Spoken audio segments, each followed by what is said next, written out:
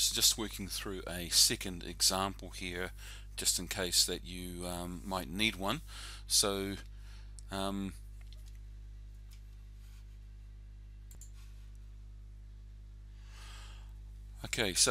what I've got here, this is question number 303 from your workbook. And we've got a function here, a cubic function.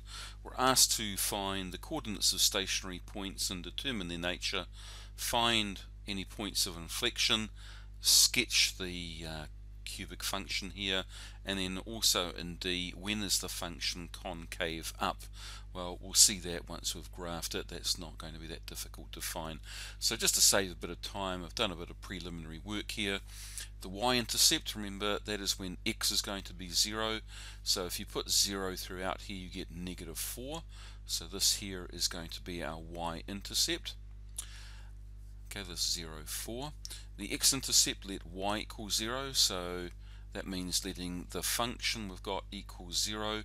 So I plug that into my graphics calculator and got two particular values, 4 and 1. So 4, 0 and 1, 0 are our x-intercepts. Right, let's find the stationary point. So I've taken our original function and derived it. So this is simply each term needing to be derived in turn, giving 3x squared minus 12x plus 9. So finding out when that equals 0 for stationary points, because once again, maximum points, minimum points, and horizontal points of inflection. If you look at those points in question here, here, and here, these are points where the gradient is 0, and the first derivative tells us our gradient. Okay, so solving this, now this once again you could plug it into the calculator, but this is actually pretty easy to do manually.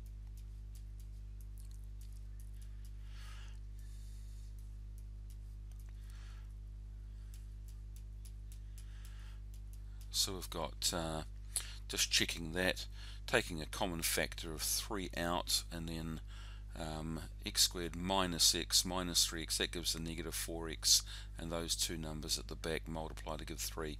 So this gives two solutions, x equals 3 and x equals 1.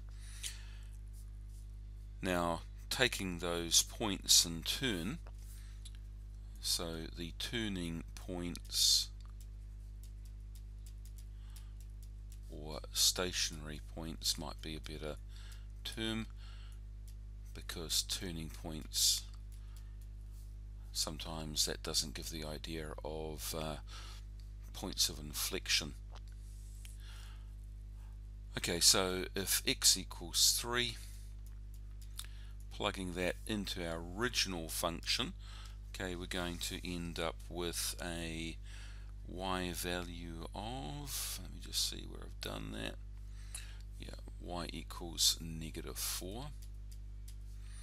So 3, -4, and if x is equal to 1, y is going to equal 0. So 1, 0. So it looks like once again we've got one of our x-intercepts also being a turning point. Okay, so let's move straight on to getting the second derivative here. Okay, so that's going to be working out to be, that's a bit messy, let me tidy that up, 6x minus 12, and if x is equal to 3, the second derivative, 18 take away 12 would be 6, that's greater than 0. So that tells me that since that's greater than 0, this will be a minimum point, and if x is equal to 1, the second derivative would be 6 take away 12 less than 0, therefore that's going to be a maximum point. Okay, so let's also find out the point of inflection.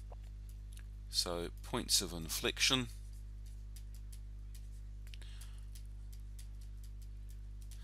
that's when the second derivative is equal to 0.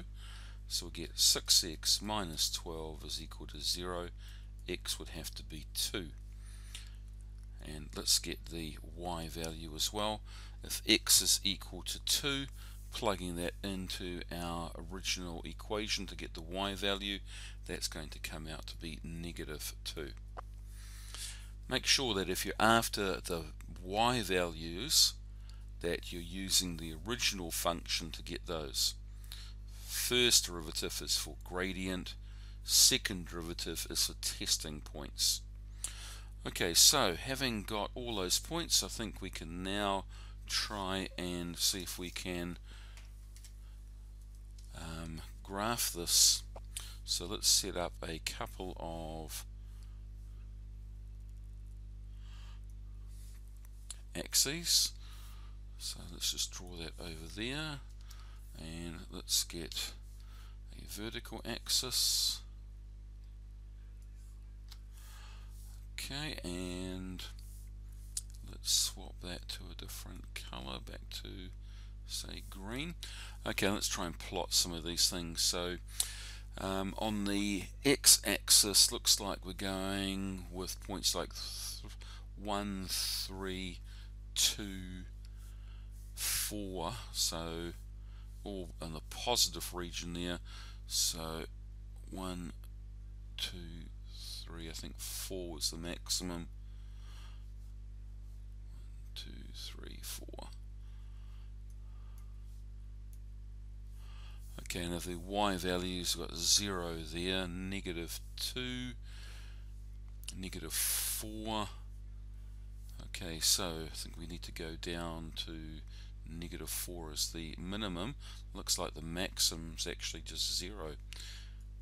So negative 4, negative 2. Right, let's start plotting a few points. So 4, 0, that's 1 point. 1, 0, another x-intercept. Y-intercept 0, 4. So that should have been negative 4, shouldn't it? Negative 4 there, so down here. And turning points. Okay, maximum at 3, negative 4, sorry, minimum at 3, negative 4, so there's another point there. A maximum at 1, 0, which we've already got.